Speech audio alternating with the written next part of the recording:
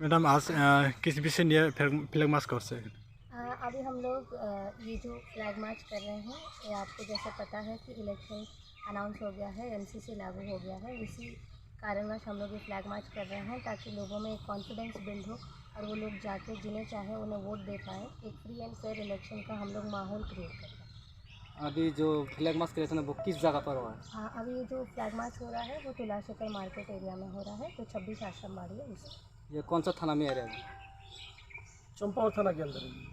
आज किस विषय लिए फ्लैग मार्च कर से? जैसे एमसीसी लागू हो गया है तो हम लोग यहीं पे नहीं और भी 4-5 जगह में हम लोग फ्लैग मार्च किए। आज हमारे साथ एसडीएम मैडम है, खोवाई के एसडीएम मैडम। हम लोग फ्लैग मार्च इसीलिए कर रहे हैं ताकि एक कॉन्फिडेंस बिल्टअप हो, लोग अपने मर्जी से किसी को भी आराम से अपना वोट दे पाए।